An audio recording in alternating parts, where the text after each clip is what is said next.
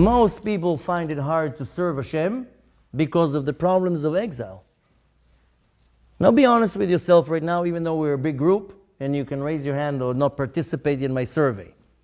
Is it easy for you to serve Hashem, or are you finding a lot of challenges when it comes to serving Hashem? And be honest, you don't have to participate right now. And I don't need answers more than 3 words. Or just raise your hand. But the reality, even if nobody's answering me, everybody, their avodat Hashem comes with a lot of challenges. I don't see people at 4 o'clock in the morning running in the streets, going to nets. And I can only that my avodat Hashem comes with a lot of challenges. A lot of people think, oh, Rabbi Anava has challenges like you. What do you think, I'm some alien?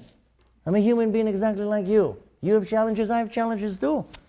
You think I'm on some level that I don't see what's going on and I don't have any temptation and any desires and lusts and thoughts, and I'm a human being exactly like you.